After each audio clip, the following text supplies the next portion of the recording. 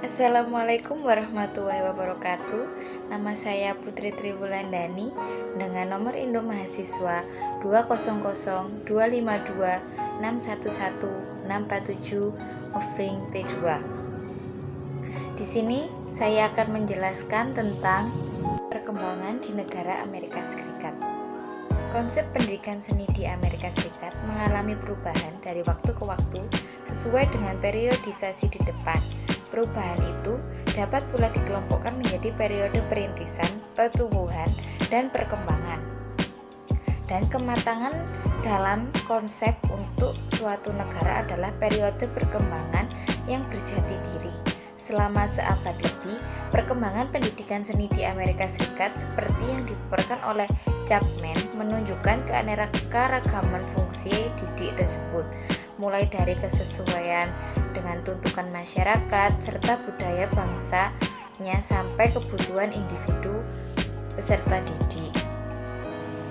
Yang pertama, ada periode perintisan, menggambar sebagai mata pelajaran di sekolah. Semasa perintisan seperti halnya di Eropa, perihal konsep pendidikan seni menjadi silang pendapat antara pakar dengan pandangan masing-masing yang berbeda. Dari ketiga pandangan pakar menunjukkan bahwa peran seni yang digagas untuk menjadikan salah satu mata pelajaran tidak jelas peran yang dimainkan, apakah sebagai penularan atau sebagai pengungsian. Dari tema pengajaran yang sering ditampilkan mempertegas ketidakjelasan itu. Tema-tema yang dimaksud antara lain: yang pertama, seni digunakan di samping untuk mengenali kebutuhan-kebutuhan praktis, juga untuk mempelajari bagaimana cara melukis yang berkeindahan. Yang kedua, seni atau menggambar digunakan sebagai sarana untuk meningkatkan keterampilan menulis, bahasa visual, serta untuk mengembangkan koordinasi mata dan tangan.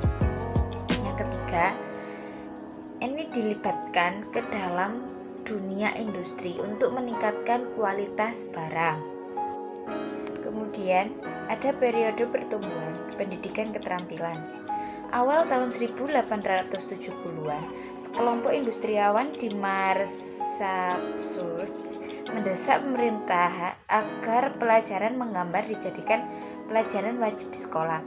Alasan mereka, Amerika Serikat perlu bersaing dengan negara-negara lain dalam hal desain produk.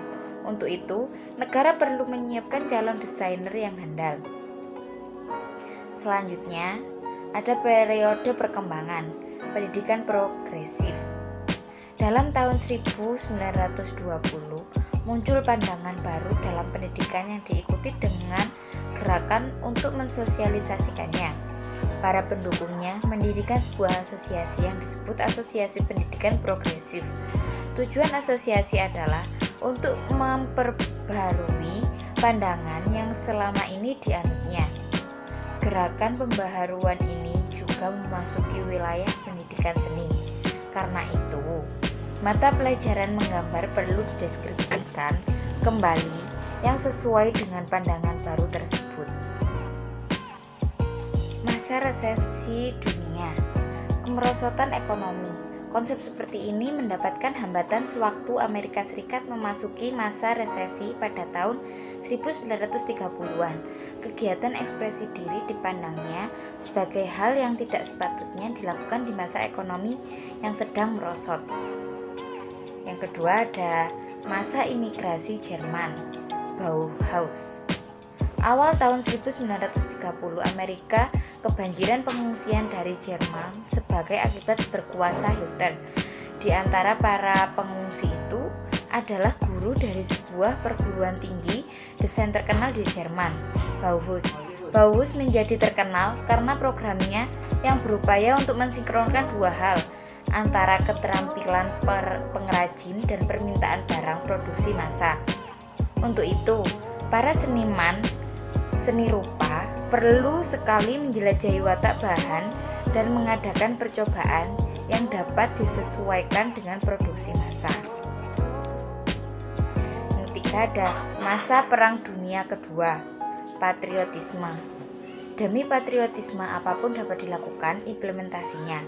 segala ketentuan pemerintah mengandung kebebasan mengutarakan pendapat yang harus dimiliki oleh setiap warga negara tidak sepenuhnya dapat dijalankan demi patriotisme. Konsep progresif harus ditinjau.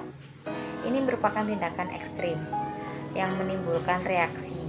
Namun, harus disadari bahwa sekolah yang merupakan lembaga kemasyarakatan mau tidak mau harus menerima kepentingan nasional serta tuntutan-tuntutan sosial. Juga perlu disadari betapa efektifnya peran yang dapat dimainkan oleh seni untuk mempengaruhi masyarakat. Kemudian ada masa pasca perang, pengembangan jiwa.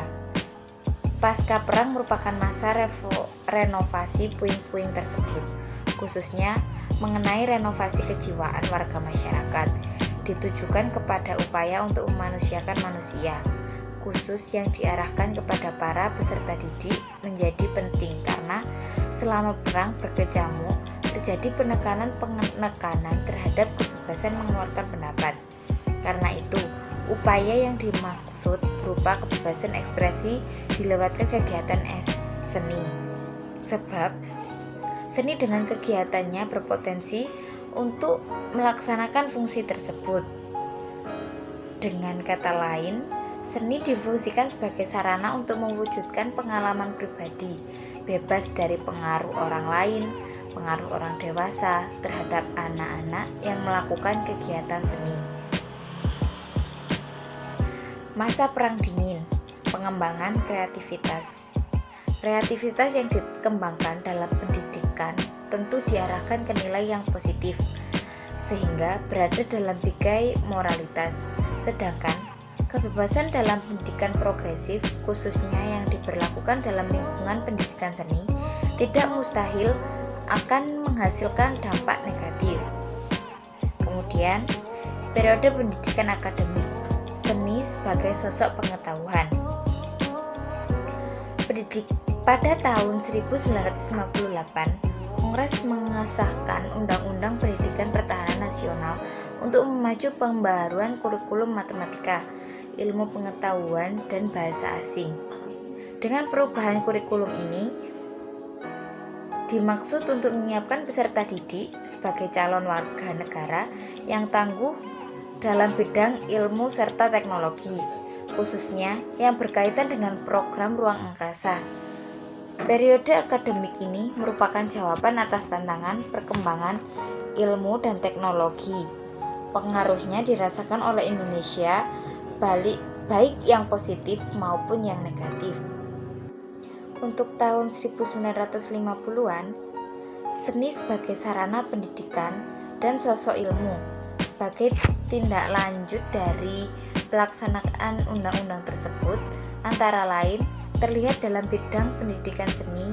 Kegiatan seni berfungsi sebagai sarana menumbuh kembangkan individu peserta didik dan sosok ilmu sebagai sarana untuk memperluas wawasan seni. Itu berarti bahwa upaya pengembangan individu lewat seni sama pentingnya dengan memperluas wawasan seni. Pada tahun 1960-an, seni sebagai bagian kehidupan sosial. Masalah sosial yang aktual itu mempengaruhi isi program pendidikan seni ke dalam kurikulum, merupakan keterpaduan seni dengan masalah sosial yang berkaitan dengan pengadaan tenaga kerja yang terampil menggambar. Demikian halnya dengan pendidikan seni semasa pendidikan progresif awal. Waktu itu, kegiatan-kegiatan seni tidak selalu berdiri sendiri, melainkan dapat dihubungkan dan dipadukan dengan bidang lain, baik di antara sesama cabang seni maupun bidang lain, termasuk bidang lain yang berada di luar lingkungan sekolah. Demikian presentasi dari saya.